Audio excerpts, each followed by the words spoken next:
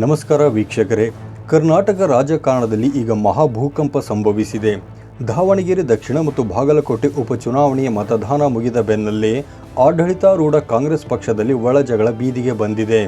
ಇದು ಕೇವಲ ಸಣ್ಣ ಭಿನ್ನಾಭಿಪ್ರಾಯವಲ್ಲ, ಬದಲಾಗಿ ಸ್ವಪಕ್ಷದ ಪ್ರಭಾವಿ ಸಚಿವರ ವಿರುದ್ಧವೇ ಅವರದ್ದೇ ಸಮುದಾಯದ ನಾಯಕರು ದ್ರೋಹದ ಆರೋಪ ಹೊರಿಸಿದ್ದಾರೆ. ಹೌದು, ಸಚಿವ ಜಮೀರ್ ಅಹಮದ್ ಖಾನ್ ಅವರು ಕಾಂಗ್ರೆಸ್ ಅಭ್ಯರ್ಥಿಯನ್ನು ಸೋಲಿಸಲು ಷಡ್ಯಂತ್ರ ನಡೆಸಿದ್ದಾರಾ? ಸ್ವತಃ ಕೆಪಿಸಿಸಿ ಕಾರ್ಯಾಧ್ಯಕ್ಷ ಸಲೀಂ ಅಹಮದ್ ಮತ್ತು ಶಾಸಕ ರಿಜ್ವಾನ್ ಅರ್ಷದ್ ಮಾಡಿರುವ ಗಂಭೀರ ಆರೋಪಗಳೇನು? ದಾವಣಗೆರೆಯಲ್ಲಿ ಮುಸ್ಲಿಂ ಮತಗಳನ್ನು ಒಡೆಯಲು ಯಾರಿಗೆ ಫಂಡಿಂಗ್ ಮಾಡಲಾಗಿತ್ತು? ಈ ಎಲ್ಲ ಕಹಿ ಸತ್ಯಗಳನ್ನು ಇವತ್ತಿನ ಈ ವಿಶೇಷ ವರದಿಯಲ್ಲಿ ನಾವು ನಿಮ್ಮ ಮುಂದೆ ಇಡಲಿದ್ದೇವೆ. ವಿಡಿಯೋವನ್ನು ಕೊನೆಯವರೆಗೂ ನೋಡಿ, ಏಕೆಂದರೆ ಈ ಬೆಳವಣಿಗೆ ರಾಜ್ಯ ರಾಜಕಾರಣದ ದಿಕ್ಕನ್ನೇ ಬದಲಿಸಬಹುದು. ಕೆಪಿಸಿಸಿ ಕಚೇರಿಯಲ್ಲಿ ನಡೆದಿದ್ದೇನು? ಮತದಾನ ಮುಗಿದು ಫಲಿತಾಂಶಕ್ಕಾಗಿ ಇಡೀ ರಾಜ್ಯ ಕಾಯುತ್ತಿರುವಾಗ ಕೆಪಿಸಿಸಿ ಕಚೇರಿಯಲ್ಲೇ ನಡೆದ ಒಂದು ಸುದ್ದಿಗೋಷ್ಠಿ ಕಾಂಗ್ರೆಸ್ ಹೈಕಮಾಂಡನ್ನೇ ನಡುಗಿಸಿದೆ. ಸಲೀಂ ಅಹಮದ್, ರಿಜ್ವಾನ್ ಅರ್ಷದ್ ಮತ್ತು ಯಾಸೀರ್ ಪಠಾಣ್ ಅವರು ಜಂಟಿ ಸುದ್ದಿಗೋಷ್ಠಿ ನಡೆಸಿ ನಮ್ಮ ಪಕ್ಷದ ಹಿರಿಯ ಮುಖಂಡರೇ ಪಕ್ಷವನ್ನು ಸೋಲಿಸಲು ಹುನ್ನಾರ ನಡೆಸಿದ್ದಾರೆ ಎಂದು ಗುಡುಗಿದ್ದಾರೆ. ಸಲೀಂ ಅಹಮದ್ ಅವರು ಜಮೀರ್ ಅಹಮದ್ ಅವರ ಹೆಸರನ್ನು ನೇರವಾಗಿ ಹೇಳದಿದ್ದರೂ ಅವರ ಮಾತುಗಳ ಗುರಿ ಯಾರ ಕಡೆಗಿತ್ತು ಎಂಬುದು ಎಲ್ಲರಿಗೂ ಸ್ಪಷ್ಟವಾಗಿತ್ತು. ದಾವಣಗೆರೆ ದಕ್ಷಿಣದಲ್ಲಿ ಅಲ್ಪಸಂಖ್ಯಾತ ಸಮುದಾಯದ ಅಭ್ಯರ್ಥಿಗೆ ಟಿಕೆಟ್ ಸಿಗದ ಕಾರಣಕ್ಕೆ ಸಮುದಾಯವನ್ನು ಎತ್ತಿ ಕಟ್ಟುವ ಮತ್ತು ಕಾಂಗ್ರೆಸ್ ಅಭ್ಯರ್ಥಿ ಸಮರ್ಥ ಶಾಮನೂರು ಅವರನ್ನು ಸೋಲಿಸುವ ದೊಡ್ಡ ಷಡ್ಯಂತ್ರ ನಡೆದಿದೆ ಎಂದು ಅವರು ಆರೋಪಿಸಿದ್ದಾರೆ. ಸಲೀಂ ಅಹಮದ್ ಅವರ ಪ್ರಕಾರ ಮುಖ್ಯಮಂತ್ರಿ ಸಿದ್ದರಾಮಯ್ಯ ಮತ್ತು ಕೆಪಿಸಿಸಿ ಅಧ್ಯಕ್ಷ ಡಿಕೆ ಶಿವಕುಮಾರ್ ಅವರು ದಾವಣಗೆರೆಯ ಜವಾಬ್ದಾರಿಯನ್ನು ತಮಗೆ ನೀಡಿದ್ದರು. ಆದರೆ ಪಕ್ಷದ ಒಳಗೆ ಇದ್ದುಕೊಂಡೇ ಕೆಲವರು ಮುಸ್ಲಿಂ ಯುವಕರನ್ನು ದಾರಿ ತಪ್ಪಿಸುವ ಕೆಲಸ ಮಾಡಿದ್ದಾರೆ. ಇದೊಂದು ಕ್ಷಮಿಸಲಾಗದ ಅಪರಾಧ ಎಂದು ಅವರು ಕಿಡಿಕಾರಿದ್ದಾರೆ. ಟಿಕೆಟ್ ಹಂಚಿಕೆ ಮತ್ತು ಜಮೀರ್ ಅವರ ಮೌನ. ಇಲ್ಲಿ ಅಸಲಿ ವಿಷಯ ಇರುವುದು ಟಿಕೆಟ್ ಹಂಚಿಕೆಯಲ್ಲಿ. ದಾವಣಗೆರೆ ದಕ್ಷಿಣ ಕ್ಷೇತ್ರದಲ್ಲಿ ಮುಸ್ಲಿಂ ಅಭ್ಯರ್ಥಿಗೆ ಟಿಕೆಟ್ ನೀಡಬೇಕು ಎಂದು ಒತ್ತಾಯವಿತ್ತು ಎಂಬುದು ನಿಜ.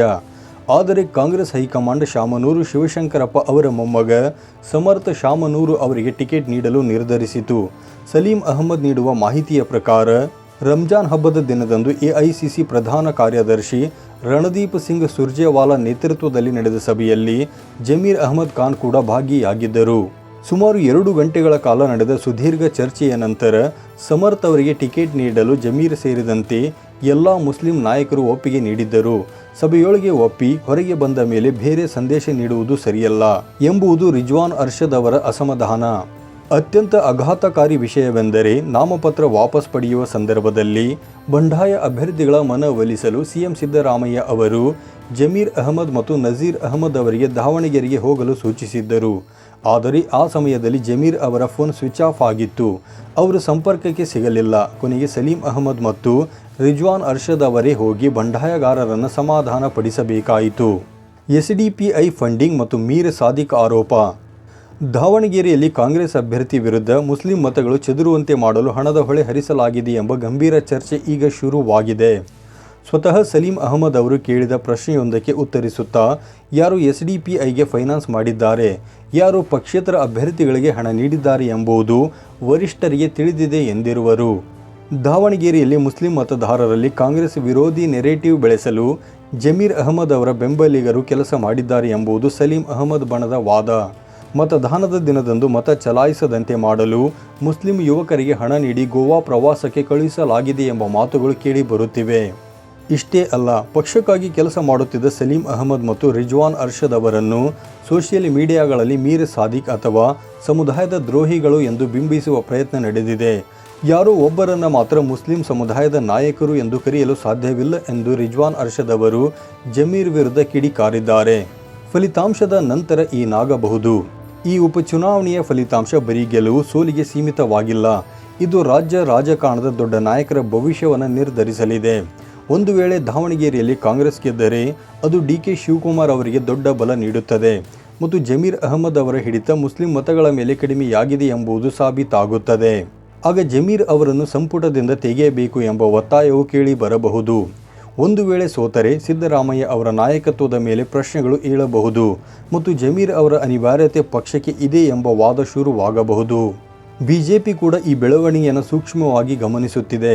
ಕಾಂಗ್ರೆಸ್ನ ಅಹಿಂದ ಅಣೆಕಟ್ಟು ಒಡೆದರೆ ಆ ಮತಗಳನ್ನು ಸೆಳೆಯಲು ನಾವು ಸಿದ್ಧರಿದ್ದೇವೆ ಎಂಬ ಸಂದೇಶವನ್ನು ಬಿಜೆಪಿ ಒಬಿಸಿ ಅಭ್ಯರ್ಥಿಗಳನ್ನು ಕಣಕ್ಕಿಳಿಸುವ ಮೂಲಕ ನೀಡುತ್ತಿದೆ. ವೀಕ್ಷಕರೇ, ದಾವಣಗೆರೆ ಮತ್ತು ಬಾಗಲಕೋಟೆಯ ಈ ರಾಜಕೀಯ ಕುರುಕ್ಷೇತ್ರ ಮೇ 4ರ ಫಲಿತಾಂಶದ ನಂತರ ಇನ್ನಷ್ಟು ಭೀಕರವಾಗಲಿದೆ. ಕಾಂಗ್ರೆಸ್ ಒಳಗೆ ಹೊತ್ತಿಕೊಂಡಿರುವ ಈ ಬೆಂಕಿ ಆರುತ್ತಾ ಅಥವಾ ಜಮೀರ್ ಅಹಮದ್ ಖಾನ್ ವಿರುದ್ಧ ಹೈಕಮಾಂಡ್ ಶಿಸ್ತು ಕ್ರಮ ಕೈಗೊಳ್ಳುತ್ತಾ ಕಾದು ನೋಡಬೇಕಿದೆ. ನಿಮಗೇನನ್ನಿಸುತ್ತದೆ? ಜಮೀರ್ ಅಹಮದ್ ಖಾನ್ ಅವರು ನಿಜವಾಗಿಯೂ ಪಕ್ಷಕ್ಕೆ ದ್ರೋಹ ಮಾಡಿದ್ದಾರಾ ಅಥವಾ ಸಲೀಂ ಅಹಮದ್ ಮತ್ತು ರಿಜ್ವಾನ್ ಅರ್ಷದ್ ಅವರು ಸುಮ್ಮನೆ ಆರೋಪ ಮಾಡುತ್ತಿದ್ದಾರಾ? ನಿಮ್ಮ ಅನಿಸಿಕೆಗಳನ್ನು ಕಮೆಂಟ್ ಮಾಡಿ ತಿಳಿಸಿ. ಈ ವಿಡಿಯೋ ಇಷ್ಟವಾಗಿದ್ದರೆ ಲೈಕ್ ಮಾಡಿ ಮತ್ತು ಶೇರ್ ಮಾಡಿ. ರಾಜ್ಯ ರಾಜಕಾರಣದ ಇಂತಹ ಕ್ಷಣ ಕ್ಷಣದ ಸುದ್ದಿಗಳಿಗಾಗಿ ನಮ್ಮ ಚಾನಲನ್ನು ಸಬ್ಸ್ಕ್ರೈಬ್ ಮಾಡಿಕೊಳ್ಳಿ. ಧನ್ಯವಾದಗಳು.